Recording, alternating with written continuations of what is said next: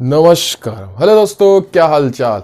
आज अपन बात करने वाले एसएससी सीजीएल 2024 के पेपर एनालिसिस की, जिसमें अपन ने तीन पार्ट अपन ने कंप्लीट कर लिए। तो आज अपन बात करने वाले थर्ड पार्ट पे। थर्ड पार्ट में अपन क्वेश्चन नंबर 12 से स्टार्ट करने वाले हैं। जो क्वेश्चन नंबर 11 था उसको अपन कर देंगे स्किप, क्योंकि ऐसे में 2 से 3 क्वेश्चन है एक साथ, जो उनको मैं एक बार कंप्लीट करा दूंगा एक साथ ही। जो सूंग वंश हो गया, शक वंश हो गया और सातवान वंश।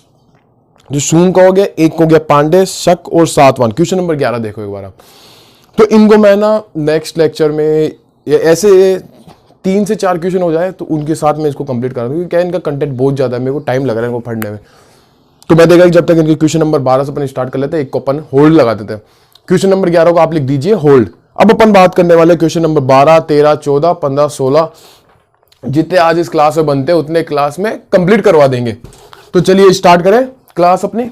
सब रेडी, सब आ जाइए। तो आ जाओ, आपके स्क्रीन में क्वेश्चन चल गया होगा। क्वेश्चन नंबर 12, 19वीं सदी के भारत की निम्नलिखित समाज सुधारकों में से कौन सी स्त्री पुरुष तुलना की लेखिका है। भैया समाज सुधारक का दे रखा है और पूछ रहा है कि स्त्री पुरुष तुलना की लेखिका, ये क्या प्रकाशन है, स्त्री पुरुष तुलना। तो ये पूछ रहा है किसकी है। Option A Usha Mehta, option number B Pandita Ramabai, option number C Swarna Kumari Devi और option number D Tarabai Shinde. तो आइए स्टार्ट करते हैं। तो पहला ऑप्शन है ताराबाई। आपको पता है कि भाई अपन हर ऑप्शन की चर्चा करें, पहले अपन चर्चा करते, पहले ऑप्शन से उठाते हैं। उषा मेहता। उषा मेहता कौन है, समाज सुधारक थी उषा मेहता। अपन बात कर रहे हैं उषा मेहता की। कौन है, उषा मेहता।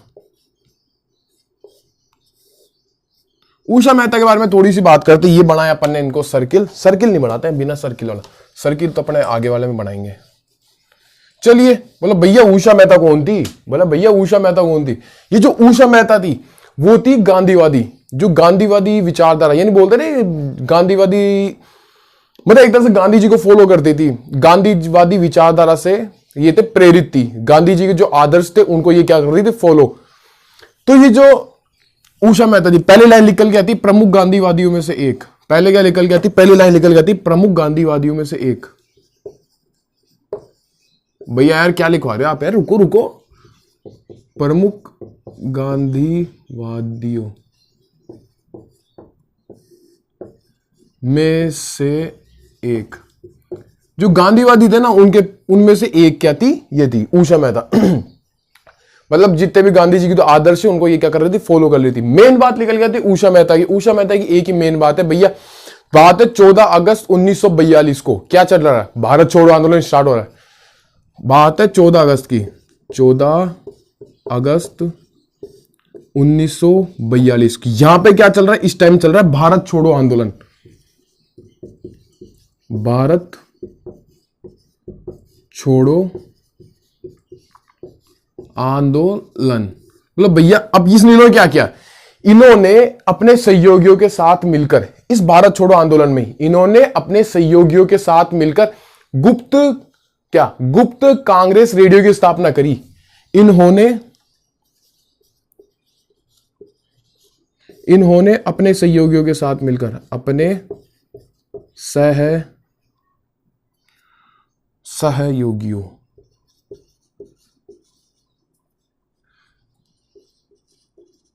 यार, ये मात्रा की चक्कर क्या हो रहा है मेरे साथ। इन्होंने अपने सहयोगियों के साथ मिलकर क्या करती है, गुप्त कांग्रेस रेडियो की स्थापना करती है। काहे की, गुप्त कांग्रेस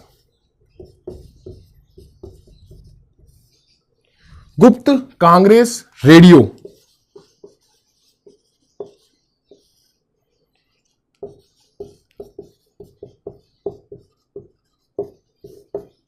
ये क्या करती है, अपने सहयोगियों के साथ मिलकर गुप्त कांग्रेस रेडियो की स्थापना करती है। बोलो कौन, उषा मेहता। उषा मेहता 14 अगस्त 1942 को अपने सहयोगियों के साथ मिलकर गुप्त कांग्रेस रेडियो की क्या करती है, ये एक सेकंड, गुप्त कांग्रेस रेडियो की क्या करती, स्थापना करती। भाई रेडियो कांग्रेस की स्थापना क्या मतलब है, एक मतलब इन्होंने एक रेडियो प्रसारण का सिस्टम स्टार्ट किया था। कि एक तो गांधी जी, क्योंकि गांधीवादी विचारधारा से तो एक तो गांधी जी हो गया, और अन्य जो भी क्रांतिकारी थे उनका जो भाषण होगा उनको जनता तक पहुंचाना रेडियो के माध्यम से, उनका भाषण जनता तक पहुंचाना रेडियो के माध्यम से, इसमें महत्वपूर्ण चीजें ये थी। ये हर रोज जैसे आज प्रसारित कर दिया तो आज स्टेशन चेंज कर देंगे, फिर कल दूसरी जगह स्टेशन पहुंचा देंगे, परसों तीसरी जगह स्टेशन। इनसे ये होता था कि भैया कि भाई ये पुलिस में जो भी पुलिस के अधिकारी उनके पकड़ में नहीं आते थे, लेकिन नवंबर में क्या हुआ, पकड़ में आ गए और जेल चले गए। तो ये थी उषा मेहता के बारे में। उषा मेहता के बारे में सिर्फ इतना सा कंटेंट कि भैया 14 अगस्त 1942 को भारत छोड़ो आंदोलन इन्होंने अपने सहयोगियों के साथ मिलकर गुप्त कांग्रेस की स्थापना की। ऑप्शन नंबर बी की बात करते हैं, पंडिता रमाबाई। पंडिता रमाबाई, बोलो भैया है पंडिता रमाबाई, नाम क्या है, पंडिता, देख रहे हो क्या? ऑप्शन नंबर बी आता है पंडिता रमाबाई, पंडिता रमाबाई। मतलब भैया ये देखो यार, पंडिता नाम यार, पंडिता, अरे पंडिता इनको उपाधि मिली थी। अब उसी के बारे में अपन चर्चा करने वाले हैं। देखो अपन ने बात कर ली थी कि भैया कलकत्ता में जो तीनों प्रेसिडेंसी थी उसमें विश्वविद्यालय लग चुके थे, तो ये पहली महिला थी जिन्होंने कलकत्ता विश्वविद्यालय में एग्जाम दी थी। एग्जाम देने के बाद है, परीक्षा देने के बाद में संस्कृत विद्वान के रूप में इनको एक तो कौन सी पंडिता और एक सरस्वती की उपाधि दी गई। एक तो पंडिता और एक सरस्वती की उपाधि दी गई। यह पहली महिला थी, यह पहली, यह क्या थी, यह पहली महिला थी जिन्हें, यह जो कलकत्ता विश्वविद्यालय में, कलकत्ता विश्वविद्यालय, यह क्या थी, यह पहली महिला थी जो कलकत्ता विश्वविद्यालय में परीक्षा देकर, या परीक्षा देकर, हाँ रुको रुको रुको रुको, परीक्षा देकर,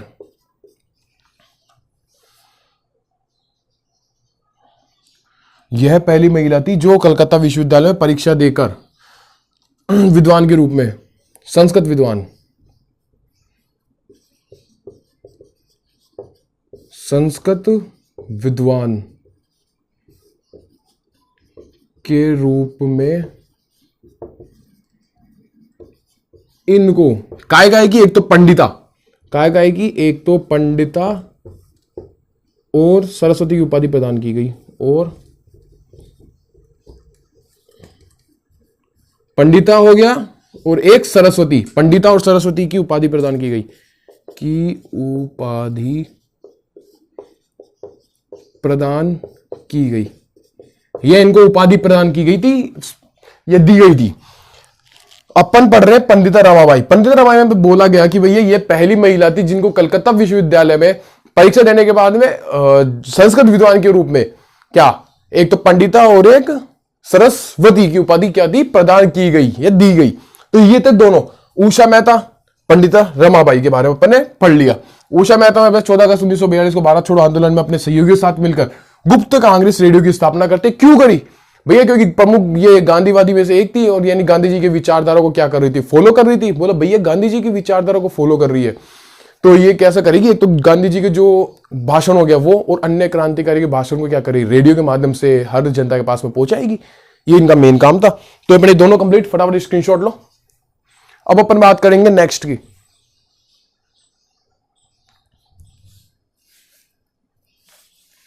नेक्स्ट आता है स्वर्ण कुमारी देवी। करें स्टार्ट? हो गया नोट? अरे इतना ही है, जानकारी लेनी चाहिए, क्योंकि भैया क्रांतिकारी ये भी अपने अपने क्षेत्र में इन्होंने अपना अपना सहयोग प्रदान किया है। अब थर्ड नंबर के बारे में पढ़ने वाले, तो उन्होंने भाई साहब पहली महिलाओं के लिए संस्था बना दी थी। पहली महिलाओं के लिए क्या बना दी थी? उन्होंने संस्था बना दी थी। अपन बात करने वाले हैं स्वर्ण कुमारी देवी की। Question number, option number third है स्वर्ण कुमारी देवी।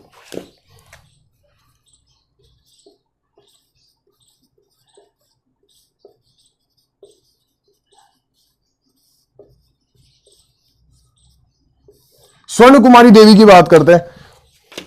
इन्होंने 1886 में क्या किया? इन्होंने 1886 में पहली महिला संस्था बंगाल में पहली महिला संस्था जिसका नाम क्या था, जिसका नाम था सखी समिति। भैया लड़कियों की, ये तो लड़कियों की सखी, लड़कियों के लिए वर्ड यूज किया जाता है सखी, यानी कि उसकी होती ना, लड़की के लिए बोला था ना सखी वर्ड। तो 1886 में बंगाल में पहली महिला संस्था कौन सी, सखी समिति की स्थापना की गई। सखी समिति की स्थापना कब की गई, 1886 में की गई थी। ये इंपॉर्टेंट है। तो भैया सखी समिति में क्या हो रहा था उस समय? उस समय मैं आपको बताऊं तो उस समय एक तो जो अनाथ थे, अनाथों को शिक्षा, एक मेरा पहला पॉइंट अनाथों को शिक्षा, और दूसरा क्या था कि जो भी विधवा हो गई उनको क्या करना, आश्रय प्रदान करना, उनको आश्रय प्रदान करना। इसमें मेन चीजें क्या हो रही थी सखी संस्था में, इस समिति में, यही लगा देता हूं।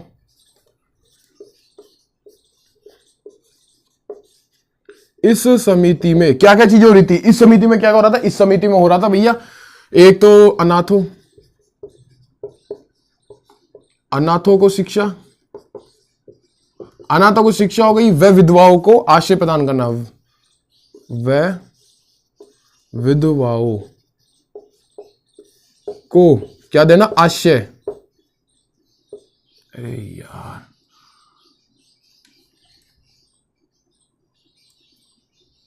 आवास प्रदान करना है, विधवाओं को क्या देना, आश्रय देना विधवाओं को। अरे यार ये स्पेलिंग मिस्टेक खूब हो रही है हिंदी में मेरे, लिख लेना विधवाओं को क्या देना, आश्रय प्रदान करना। मेन का क्या काम था, इस समिति अनाथों को शिक्षा और विधवाओं को आश्रय प्रदान करना था। तो ये थी अपनी स्वर्ण कुमारी देवी, ऑप्शन नंबर 3 क्लियर। अब अपन बात करते हैं ऑप्शन नंबर 4 की। भैया आपकी नीचे क्या देख रहे हो, ये देखो मैंने ये ना अपनी जो शीट है, जो एसएससी सीजीएल 2024 की जो शीट है पूरी मैंने अपने टेलीग्राम ग्रुप पर डाल रखी है। आप फटाफट डिस्क्रिप्शन में लिंक दे रखी होगी वीडियो की, वहां से आप टेलीग्राम ग्रुप को ज्वाइन कर सकते हो और वहां से इसकी पीडीएफ निकाल सकते हो। मैंने पीडीएफ प्रिंट करवा रखी है, मैं वही पढ़ाता हूं सीधा। ऑप्शन नंबर 4 है ताराबाई शिंदे। ये इंपॉर्टेंट है, इस क्वेश्चन का आंसर भी यही आएगा, ताराबाई शिंदे। बोलो भैया ताराबाई शिंदे आप बताओ कौन है, ताराबाई शिंदे। एक सेकंड ब्लू मार्कर, अब आ जाओ। चौथा पन पढ़ रहे हैं ताराबाई शिंदे। भैया ताराबाई शिंदे क्या काम करा ताराबाई शिंदे ने? ताराबाई शिंदे की बात करें, ये तो क्या थी, नारीवादी कार्यकर्ता। पहला पॉइंट कि भैया ये क्या थी, ये थी नारीवादी कार्यकर्ता, नारीवादी कार्यकर्ता, मतलब नारी के लिए काम किया पूरा जिसने। एक अगला पॉइंट निकल के आता है, भैया ताराबाई शिंदे के बारे में पढ़ रहे हैं, पहला अपन ने देखा भाई ये नारीवादी कार्यकर्ता थी। बात है 19वीं शताब्दी में। 19वीं शताब्दी में इन्होंने एक तो जो पितृसत्ता हो गया और एक जो जात थी उसका इन्होंने विरोध किया। किस किस का, एक तो थी पितृसत्ता वह जात का विरोध किया, वह जात का क्या किया, विरोध किया। बोलो भैया है विरोध करती है तो वो। अब अपन अगला पॉइंट जो इस क्वेश्चन का आंसर है, क्वेश्चन में क्या बोला गया था, क्वेश्चन में बोला गया था भैया 19वीं सदी के भारत के निम्नलिखित समाज सुधारकों में से कौन स्त्री पुरुष तुलना की लेखिका। अब इनकी बात करें इनके प्रकाशन के, इन्होंने क्या क्या प्रकाशन किया। प्रकाशन में अपन देखें तो इनकी एक तो प्रकाशन आता है कृति और एक ये स्त्री पुरुष तुलना। ये इनकी क्या थी, महत्वपूर्ण प्रकाशन थी जो 1882 में मराठी में क्या की गई, प्रकाशित की गई।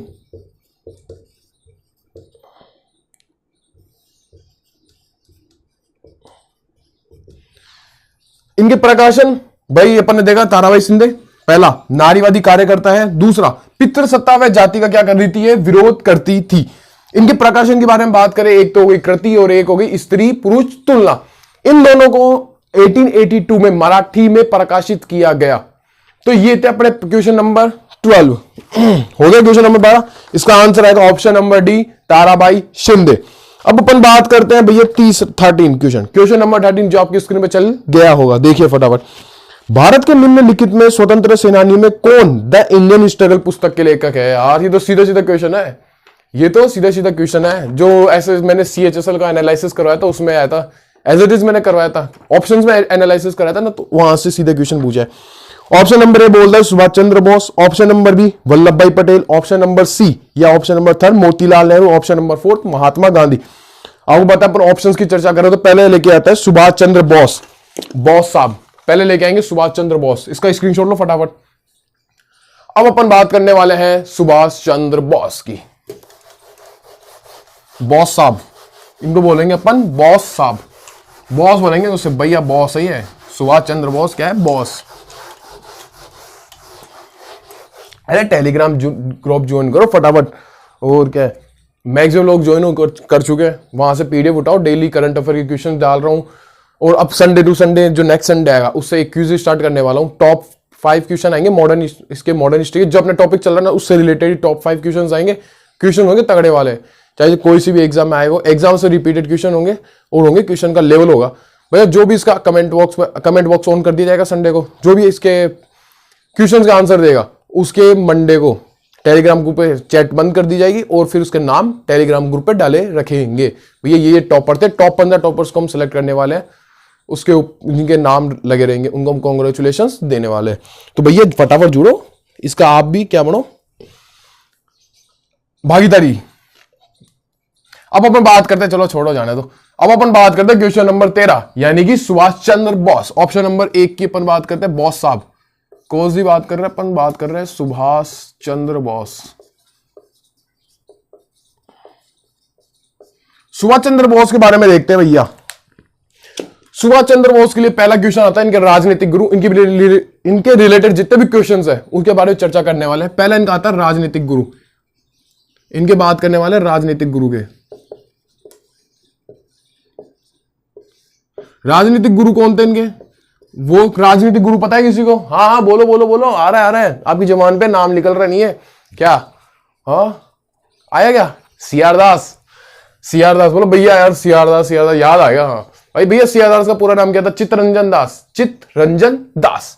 अपन लिखाने वाले CR दास। ये थे CR दास सुभाष चंद्र बोस के राजनीतिक गुरु थे। तो पहला पॉइंट अपना क्लियर। दूसरा क्या आता है कि ये उस समय जो कांग्रेस, आप देख कांग्रेस के हर साल अधिवेशन हो रहे थे, तो ये 1990, 1938 और 1939 यानी कि हरिपुरा अधिवेशन और त्रिपुरा अधिवेशन के क्या थे? अध्यक्ष थे। तो ये हरिपुरा, रुको रुको रुको रुको,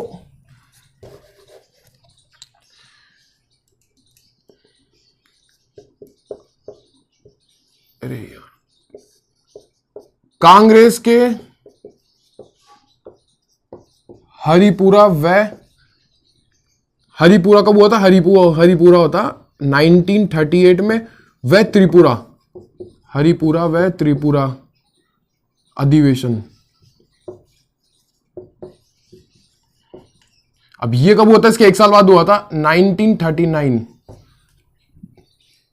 के अध्यक्ष।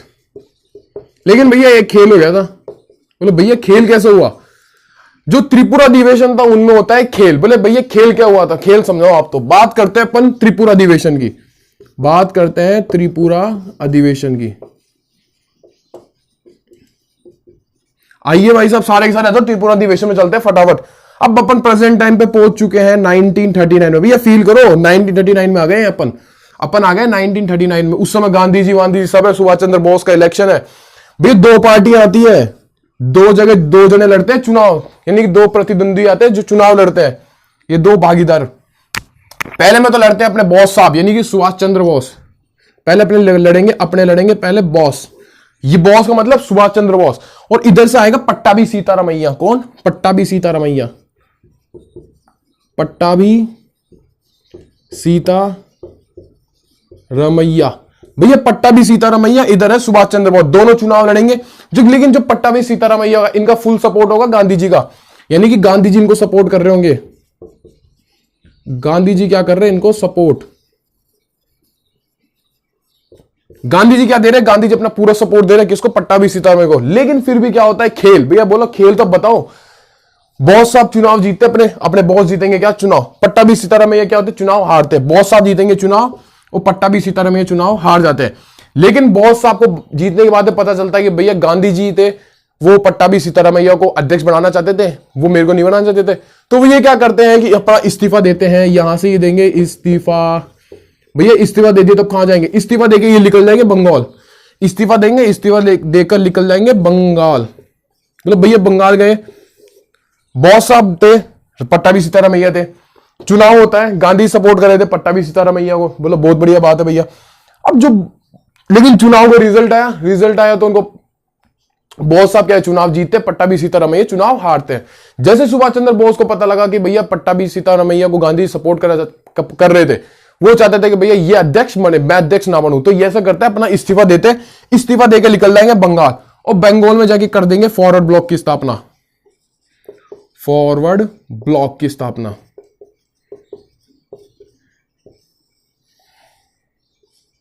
बंगाल में जाकर क्या कर देंगे, फॉरवर्ड ब्लॉक की स्थापना कर देंगे। एक सेकेंड, बंगाल में जाएंगे और फॉरवर्ड ब्लॉक की स्थापना कर देंगे। कहां पे, बंगाल में जाकर फॉरवर्ड ब्लॉक की स्थापना कर देंगे। तो सुभाष चंद्र बोस के बारे में देखा, राजनीतिक गुरु सीआर दास, कांग्रेस त्रिपुरा अधिवेशन और त्रिपुरा अधिवेशन के अध्यक्ष, त्रिपुरा अधिवेशन के बारे में बता दिया, त्रिपुरा अधिवेशन के बारे में बता दिया। अब इसके बारे में अपन देखते हैं कुछ एक दो पॉइंट इनकी रचनाएं, इनकी जो पुस्तक मैं देखता हूं कि फ्रेम में कितना कवर हो रहा है, फ्रेम में है, जगह है। अब अपन बात करते हैं इनकी पुस्तकों के बारे में, पुस्तक में यही लिख देता हूं इनकी पुस्तकों के बारे में। पहला तो आएगा द इंडियन स्ट्रगल, जो इसका क्वेश्चन का आंसर है। पहली आती है द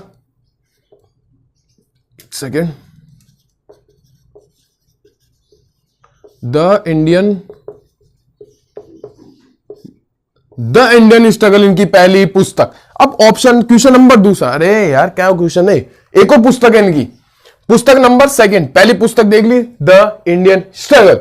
अब सेकंड पुस्तक के बारे में बात करें, वो होती एन इंडियन पिलग्रिम। एक सेकंड, हाँ, एन इंडियन पिलग्रिम,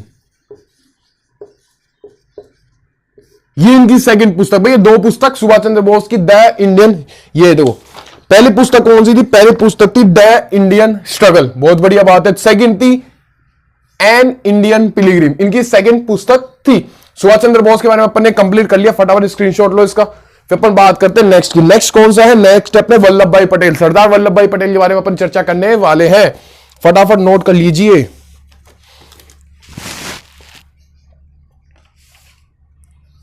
चलिए पटेल साहब को बुलाते हैं, बुला लिया पटेल साहब को, सरदार वल्लभ भाई पटेल आते हैं। ला ला ला ला ला ला।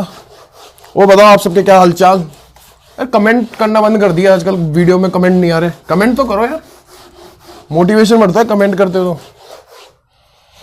अरे डस्ट टपक गया। बात अपन कर रहे हैं किसकी, बात अपन कर रहे हैं सुभाष चंद्र बोस हो गया, सरदार वल्लभ भाई पटेल।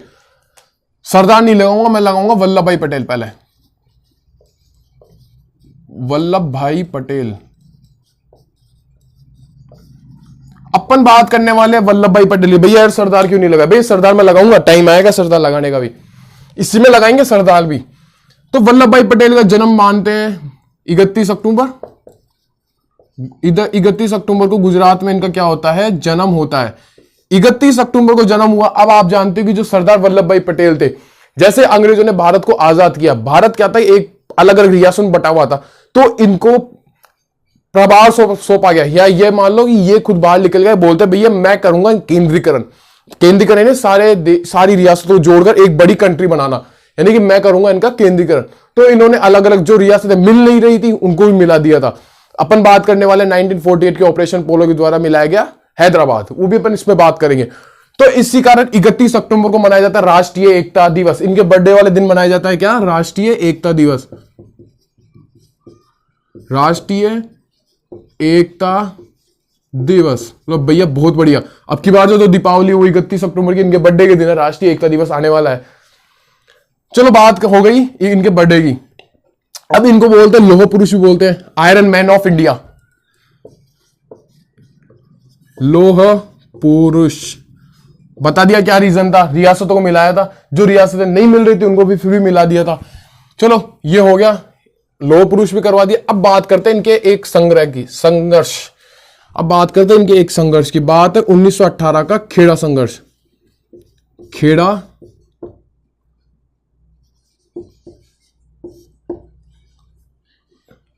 बात करते हैं 1918 के खेड़ा संघर्ष की। भैया जो खेड़ा संघर्ष चल रहा था, गांधी जी भी इसमें थे।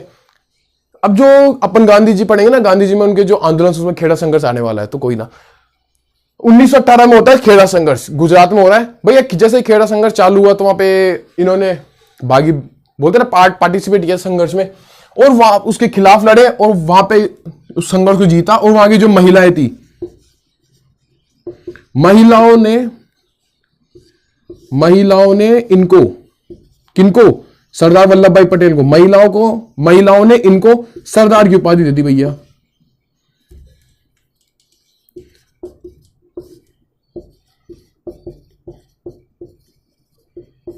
अब वहां की जो महिलाएं क्या करेगी, इनको सरदार की उपाधि दी जाएगी, उनके द्वारा दी जाएगी। यानी क्वेश्चन पूछ लेगा भैया, महिलाओं द्वारा सरदार वल्लभ भाई पटेल को कब या किस संघर्ष के द्वारा सरदार की उपाधि प्रदान की गई थी वहां की महिलाओं द्वारा, तो वो आएगा ऑप्शन ये, खेड़ा संघर्ष के द्वारा। अभी क्या है, थोड़ा ऐसा कुछ चल रहा है, समझो, आप समझो फटाफट, कोई ना, कवर हो जाएगा। यानी कि क्वेश्चन क्या पूछा जाएगा भैया, वल्लभ भाई पटेल को सरदार की उपाधि कब और किस संघर्ष के द्वारा दी गई थी? क्या आएगा, खेड़ा संघर्ष 1918। बोलो भैया ये भी आपने बता दिया, वल्लभ भाई पटेल ये हो गया, लोह पुरुष आपने बता दिया, खेड़ा संघर्ष में उनको सरदार की उपाधि दिला दी। अब क्या बोलोगे? अब अपन बात कर लेते हैं 1948 हैदराबाद को, 1948 की बात करते हैं। जो हैदराबाद था, हैदराबाद को ऑपरेशन पोलो, कौन सा, ऑपरेशन पोलो के द्वारा भारत में विलय करवा दिया गया था। हैदराबाद को ऑपरेशन पोलो,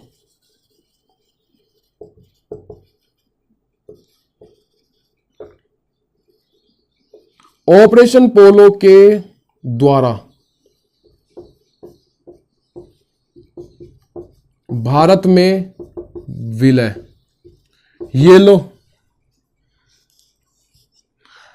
31 गुजरात में ये करा दिया, ये कहते हैं ऑपरेशन पोलो करा। अब इनका एक स्टैचू है जो कि केवड़िया गुजरात में स्थित है, पता है किसी को? बताओ बताओ बताओ बताओ। ये वल्लभ भाई पटेल का है, कहां पे बताओ? वो जगह तो मैंने बता दी, केवड़िया गुजरात में। आप वो बताओ कहां पे है, कौन सा स्टैचू, नाम स्टैचू का नाम क्या था? हाँ, जब तक मैं स्टैचू लिख रहा हूं जब तक आप इनका नाम बताओ। इनका स्टैचू फेमस है, आया नहीं यार तुम्हारा आंसर, यार फटाफट आंसर बोलो। हाँ हाँ हाँ हाँ, स्टैचू ऑफ यूनिटी। ओ बहुत बढ़िया, तालियां एक बार। स्टैचू की बात करते हैं, इनका स्टैचू है statue of unity, statue of unity. Statue of unity कहां पे? केवड़िया गुजरात में, केवड़िया गुजरात। लो जी भाई साहब, रेडी, कंप्लीट। स्टैचू के बारे में बात कर ली, इनका हैदराबाद और ऑपरेशन पोलो भी चलवा दिया, ये हो गया। और क्या है, वल्लभ भाई पटेल का काम कंप्लीट। कुछ बच रहा है क्या? कुछ बच रहा है क्या? इनका ये भी करवा दिया, एकता दिवस भी मना लिया, लोह पुरुष बता दिया, खेड़ा संघर्ष बता दिया, 1948 का हैदराबाद। अरे हाँ, भारत के पहले उप प्रधानमंत्री, आप भी भूल गए थे, मैं भी भूलने वाला था लेकिन भूला नहीं। ये क्या थे? भारत के पहले उप प्रधानमंत्री।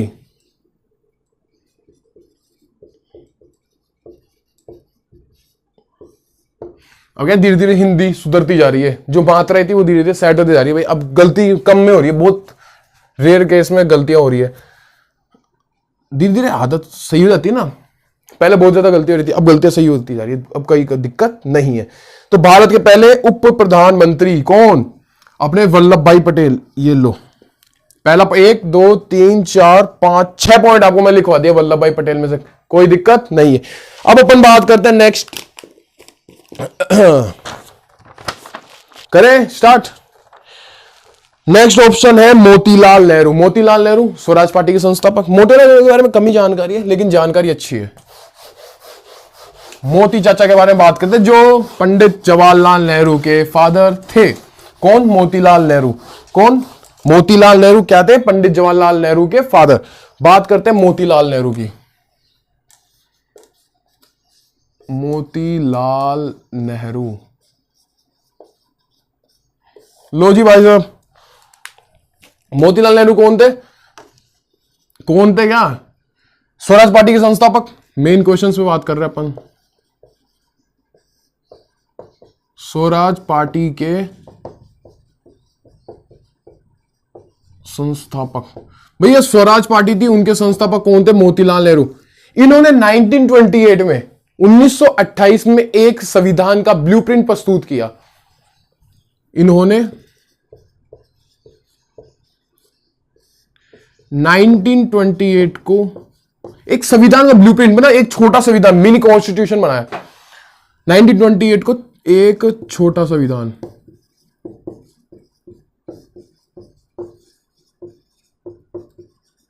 नाइनटीन 1928 को क्या करते हैं कि एक छोटा संविधान, ये एक संविधान का ब्लूप्रिंट, छोड़ो ना एक सेकेंड। 1928 को एक संविधान का ब्लूप्रिंट बनाया।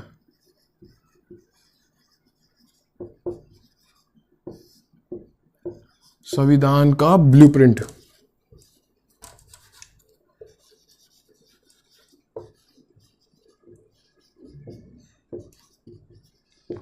मतलब एक तरह से संविधान होता है उसका एक तरह से छोटा रूप। भैया संविधान में ये चीजें होती है, मेनली मोटा माटी बातें इन्होंने रख दी थी। इस ब्लूप्रिंट पर बोला गया, ये जो ब्लूप्रिंट था इसमें 22 तो अध्याय, 22 तो क्या थे? अध्याय व या और 22 अध्याय और 87 क्या थी? अनुच्छेद थे। क्या क्या बोला भैया? यार आपने क्या बोल दिया, अब समझ में नहीं आया। ये जो ब्लूप्रिंट था, ब्लूप्रिंट के अंदर 22 तो अध्याय, जैसे अपन देखते कोई भी चैप्टर पढ़ते हैं तो उससे लेकर अध्याय 1 अध्याय 2, वैसे तो क्या थे? अध्याय थे। और 87 क्या थे? अनुच्छेद थे। तो ये थे मोतीलाल नेहरू के बारे में इंपॉर्टेंट पॉइंट्स। फटाफट अब अपन बात करने वाले हैं महात्मा गांधी की। सब रेडी गांधी जी पढ़ने में? गांधी का वैसे बर्थडे गए हुए टाइम हो गया, बात करेंगे अपन महात्मा गांधी की।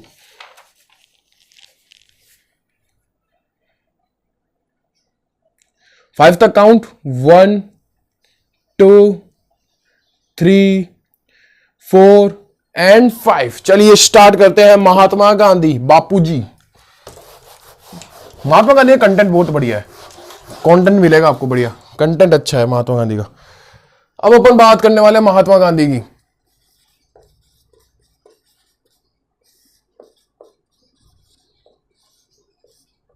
महात्मा गांधी स्टार्ट करें।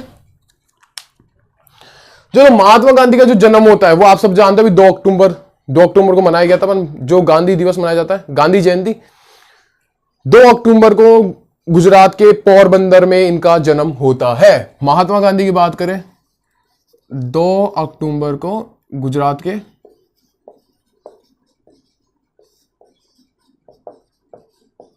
पोरबंदर में, पोरबंदर।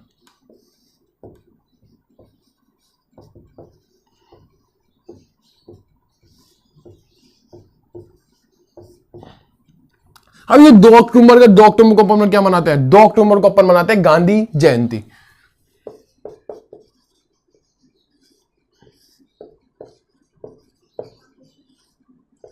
ये लो।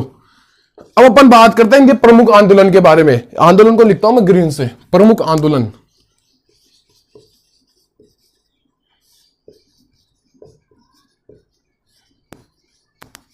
प्रमुख आंदोलन की चर्चा करते हैं। आइए सारे के सारे, फटाफट उड़ जाओ यार, फटाफट आ जाओ, फटाफट आओ, फटाफट आओ। प्रमुख आंदोलन में पहला कौन सा था भैया? गांधी जी बैक आ चुके थे, गांधी जी आ गए थे भारत में, और इन्होंने 1917 में चंपारण सत्याग्रह में पार्टिसिपेट किया था, जो नील की खेती के खिलाफ था। यानी कि जो नील की खेती के लिए जो किसानों को मजबूर किया जा रहा था कि भाई अंग्रेजों द्वारा कि भैया आप नील की खेती करें, तो उसके लिए गांधी जी आते हैं मैदान में। तो बात है चंपारण सत्याग्रह की। चंपारण सत्याग्रह कब हुआ? 1917 में। भैया अब अपन ने चर्चा की थी खेड़ा की, तो खेड़ा संघर्ष इधर इनके समय होगा या इन्हीं के आंदोलन है। खेड़ा संघर्ष ये लो कब हुआ था? 1918। भाई अब तो याद होगी डेट। खेड़ा के बाद में क्या आता है? खेड़ा के बाद में कौन सा है? इनका 1920 का, इनका 1920 का लगभग वो 14 अगस्त है, 1 अगस्त था, ऐसे डेट नहीं पता मेरे को, डेट थोड़ा निकल गई दिमाग से। 1920 में ये क्या चालू करते हैं बताइए? असहयोग आंदोलन, असहयोग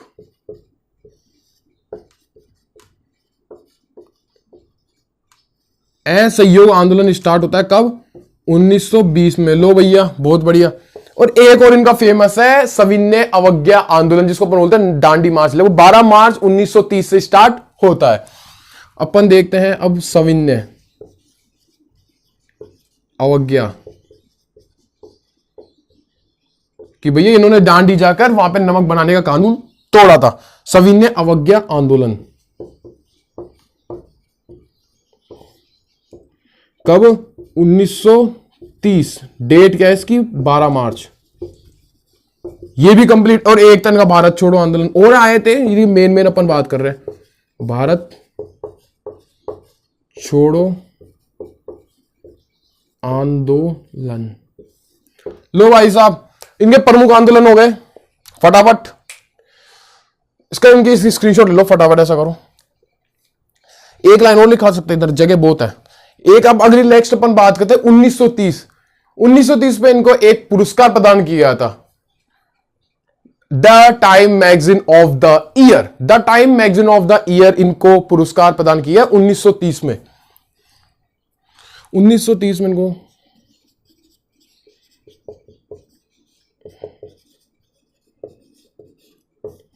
द टाइम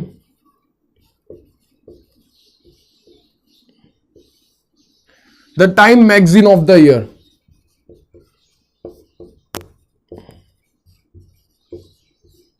ईयर का अवार्ड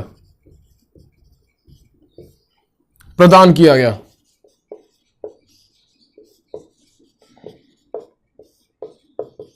किनको? महात्मा गांधी को। कब? 1930 में। 1930 में इनको the time magazine of the year का अवार्ड प्रदान किया जाता है। किसको? महात्मा गांधी को। अपन महात्मा गांधी के बारे में चर्चा कर ली, जन्म बता दिया, 2 अक्टूबर को अपन गांधी जयंती करवा दी। फिर आंदोलन में देख लिया, चंपारण हो गया, खेड़ा हो गया, असहयोग हो गया, सविनय अवज्ञा हो गया, भारत छोड़ो आंदोलन हो गया। और 1930 में इनको एक प्राइज दिला दिया जाता है, प्राइज दे दिया जाता है जिसका नाम था the time magazine of the year का अवार्ड।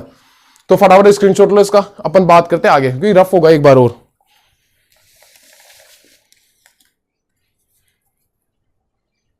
चलिए चलिए चलिए फटाफट। अब इनकी उपाधि के बारे में बात करते हैं।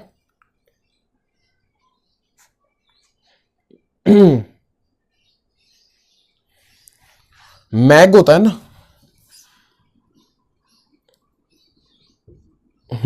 अब अपन आगे बात करते हैं नेक्स्ट।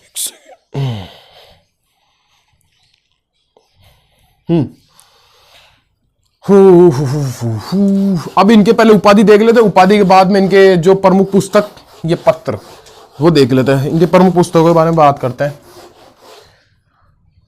अब मैं क्या बताया था उनकी उपाधि।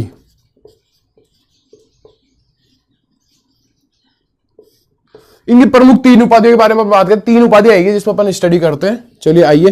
पहली तो उपाधि दी जाती है इनको राष्ट्रपिता, महात्मा, राष्ट्रपिता और बापू की। महात्मा हो गया, राष्ट्रपिता और एक बापू। भैया महात्मा की उपाधि देने वाले थे अपने टैगोर साहब, रविंद्रनाथ टैगोर। रविंद्रनाथ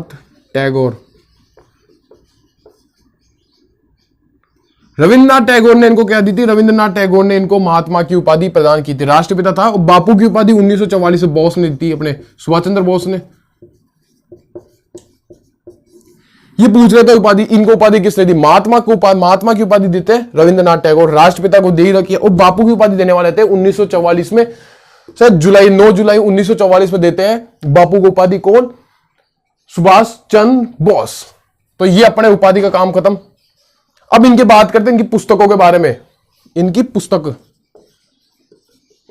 कौन कौन सी पुस्तक थी, पुस्तक लिखे फटाफट, रेडी सारे, देखो देखो देखो फटाफट देखो, पुस्तक के बारे में अपन चर्चा करते हैं।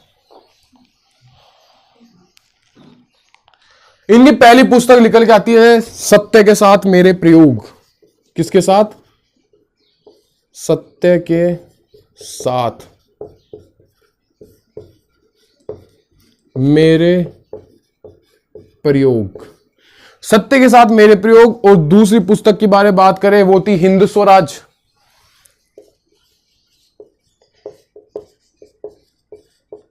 दूसरी पुस्तक कौन सी थी? दूसरी पुस्तक थी हिंद स्वराज। पहला हो गया सत्य के साथ मेरे प्रयोग, दूसरी हो गई हिंद स्वराज। तीसरी पुस्तक के बारे में बात करें द स्टोरी ऑफ माय, लिखते चलो, the story of my independent. एक सेकेंड, इसकी थर्ड पुस्तक कौन थी? The story of my independent, एक सेकेंड, इंडिपेंडेंट, इसका नाम निकल गया यार, सॉरी सत्य के साथ मेरे प्रयोग, Hind Swaraj, the story of my,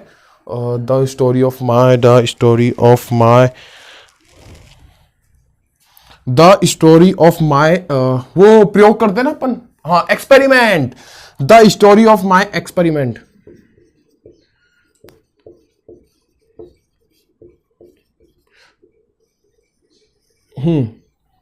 the story of my experiments with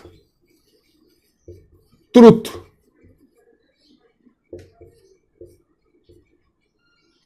ये इनकी पुस्तक थी। ये जो बता ना, ये जो the story of my experiment with truth, ये इन्होंने इनको जेल में डाल दिया गया था। गुजरात की जेल थी साबरमती, अरे यार ये नाम क्यों भूल रहा हूं मैं, गुजरात में जेल थी, वहां से जेल में इन्होंने लिखा था यरवदा जेल। ये इंपॉर्टेंट है भैया, यरवदा जेल वाला कौन सा? यरवदा जेल। ये क्वेश्चन इंपॉर्टेंट बनता है यरवदा जेल वाला, कि यरवदा जेल में से गांधी जी ने, या the story of my experiment with truth Mahatma Gandhi ने कहां पर लिखी थी? यरवदा जेल में। इसका आंसर आया यरवदा जेल। ये यूपीपी टीपी ऐसा कुछ एग्जाम में उसमें आया हुआ क्वेश्चन है, फर्स्ट ही शिफ्ट का क्वेश्चन है ये, यरवदा जेल वाला। तो ये महात्मा गांधी अपन ने कंप्लीट कर लिया है। अब अपन बात करते हैं नेक्स्ट क्वेश्चन की। अब अपन थोड़ा अलग धर्म को जानते हैं। तो बात है, क्वेश्चन आपके स्क्रीन में चल गया होगा। क्वेश्चन क्या है? 7वीं शताब्दी ईस्वी में इस्लाम नामक एक नए धर्म का जन्म डैश कहां हुआ? कहां हुआ? Option number 1 Indonesia, option number B दक्षिण अफ्रीका, ऑप्शन नंबर सी अरब, और ऑप्शन नंबर 4 मलेशिया। आया समझ में?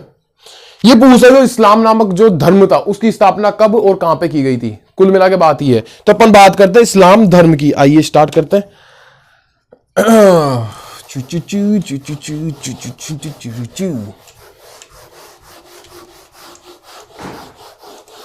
बात किसकी कर रहे हैं अपन? इस्लाम धर्म की। करें स्टार्ट। बोलो भैया यार इस्लाम भी पढ़ना पड़ता है। भाई धर्म है यार, धर्म जानो और कहता है। जितना अच्छा धर्म जानो, जितने ज्यादा धर्म जानो उतना ही बढ़िया है। जानने को एक नई चीज पकड़ में आती है। हाँ भाई ये इसका उद्गार यहां से हुआ, यहां से ये स्टार्ट हुआ। अपन बात कर रहे हैं इस्लाम धर्म की।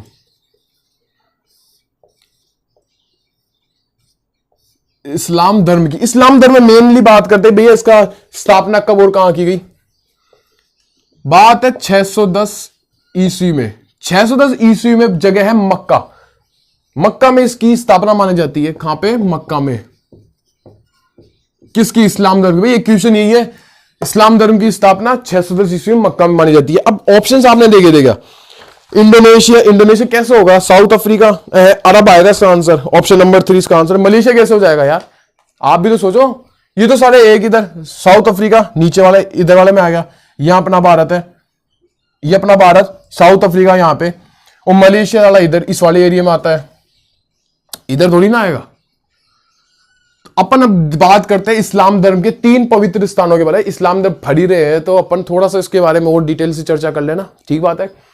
तो अपने देखा कि भैया 610 ईस्वी में मक्का में क्या होता है? इस्लाम धर्म की स्थापना की जाती है। अब इनके पवित्र स्थान, पवित्र स्थान। भाई कौन कौन से पवित्र स्थान? इनके मेनली 3 पवित्र स्थान आते हैं। 3 पवित्र स्थान। पहला आता है मक्का, दूसरा आता है मदीना और तीसरा आता है यरूशलेम। बोला भैया एक तो मक्का आ गया, एक मदीना आ गया, एक यरूशलेम आ गया। हम तो एक ही समझते थे, जैसे बोलते हैं ना इनका इस्लाम में होता है मक्का मदीना, अलग अलग है। मक्का अलग है, मदीना अलग है, यरूशलेम अलग है। जो मक्का था, मक्का में एक मस्जिद है। कौन सी मस्जिद है? मस्जिद है अल हरम। अल हरम, यहां पे मस्जिद है अल हरम की।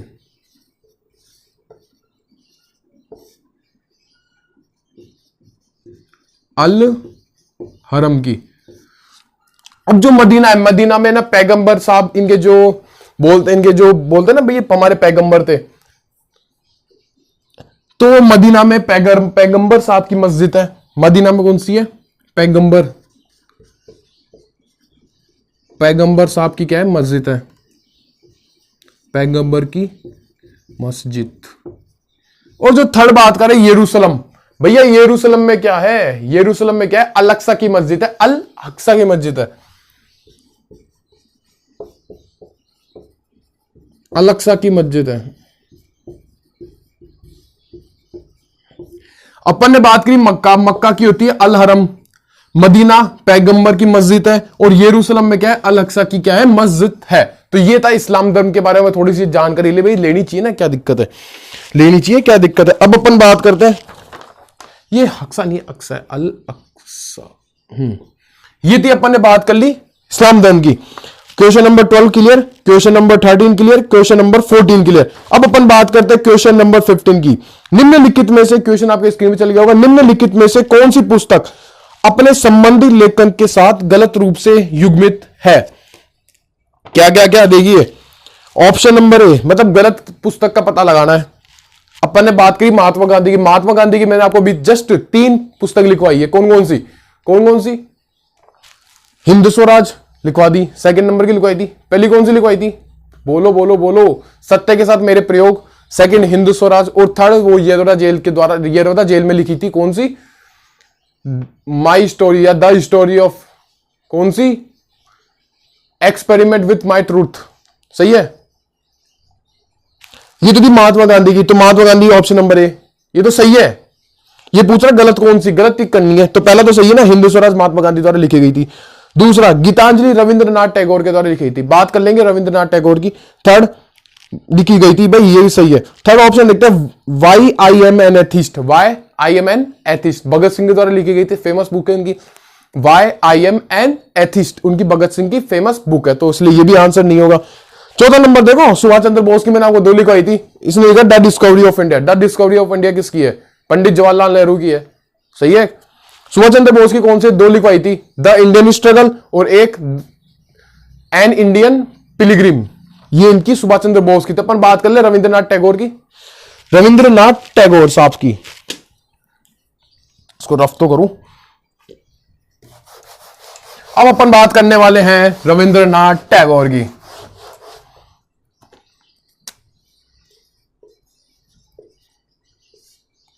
रविंद्रनाथ टैगोर,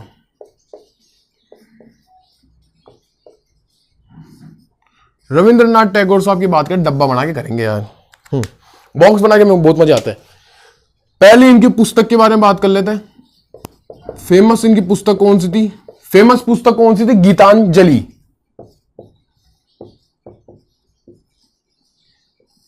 गीतांजलि क्या होगी? गीतांजलि इनकी फेमस बुक होने वाली है। और अगली बात करें, महात्मा को गांधी जी को महात्मा की उपाधि दी थी किसने? रविंद्रनाथ टैगोर ने। गांधी को महात्मा की उपाधि, गांधी को महात्मा की उपाधि। फिर गांधी जी बोलते हैं काउंटर करेंगे, गांधी जी तुम मेरे को महात्मा की उपाधि दे दो, हम तेरे को देंगे गुरु की उपाधि। गांधी ने इनको गुरु की उपाधि दी। गांधी जी क्या करेंगे? गांधी जी आएंगे, भैया तुम मेरे को कर रहे हो, तुम तो यार तुम मेरे को कर दिए। गांधी बोलते भैया लेना देना अपने नहीं है, तू देगा मैं तेरे को दूंगा। बोलते ना कोई कर्जा नहीं रखना, गांधी वाला कहीं कर्जा वर्जा नहीं रखेंगे अपन। तू मेरे को दे रहा है महात्मा की उपाधि, तो मैं तुमको दे रहा हूं कौन सी? गांधी ये गुरु की उपाधि। तो गांधी जी ने इनको दी काय की गुरु की उपाधि, गुरु की उपाधि। सही है। अब अपना जो जनगणमन है, अपना जो जनगणमन है इन्हीं के द्वारा रचित है, ये इनके द्वारा लिखा गया है। जन गण मन इनके द्वारा लिखा गया है। अब बात करें बांग्लादेश। बांग्लादेश का नेशनल एंथम, अपना नेशनल एंथम हो गया और बांग्लादेश का नेशनल एंथम हो गया। बांग्लादेश का नेशनल एंथम पता है क्या? हाँ बोलो बोलो बोलो, कौन कौन सा है? अमार, सोनार और बांग्ला। Well done. अब बात करते हैं बांग्लादेश का राष्ट्रीय गान। बांग्लादेश का नेशनल एंथम, एनए का मतलब नेशनल एंथम है ना, क्या था? अमार, सोनार, बांग्ला। बांग्ला लिख लो। ये क्या था? नेशनल एंथम में अमार, सोनार, बांग्ला। किसका? बांग्लादेश का। तो ये थी रविंद्रनाथ टैगोर के बारे में। पुस्तक हो गई गीतांजलि, इंपॉर्टेंट है। गांधी जी को महात्मा की उपाधि, गांधी जी ने काउंटर किया, भैया तुम मेरे को दे दिए, हम कर्ज नहीं रखते किसी का, तो आप ऐसा करो, आपको गुरु की उपाधि हम देते हैं। जनगण मन इन्हीं के द्वारा लिखा गया था, जो कि हमारा नेशनल एंथम है। और बांग्लादेश का नेशनल एंथम है अमार, सोनार और बांग्ला। तो इन्होंने के द्वारा ही लिखा गया था। ये था, ये थे रविंद्रनाथ टैगोर। टैगोर साहब अपन ने कर लिए हैं, सारा कर लिया अपन ने। क्वेश्चन नंबर 15 का आंसर क्या हो जाएगा? Option number 4, the discovery of India. इनकी नहीं थी, सुभाष चंद्र बोस की। सुभाष चंद्र बोस की कौन सी थी? द इंडियन स्ट्रगल और एक एन इंडियन पिलग्रिम। ये कौन सी थी? ये पिलग्रिम। ओके, 15 क्वेश्चन अपने कंप्लीट है। फटाफट इसको नोट करो। अब अपन चर्चा करने वाले हैं नेक्स्ट क्वेश्चन की। रेडी सारे? क्वेश्चन नंबर 16, बलबन द्वारा दिल्ली सल्तनत के निम्नलिखित में से किस विभाग का पुनर्गठन किया गया? गाइस लाइटें गई, लाइटें गई। आज के लिए ऐसा करते हैं, इतना ही रखते हैं, लाइटें गई। मिलते हैं अपन नेक्स्ट लेक्चर में।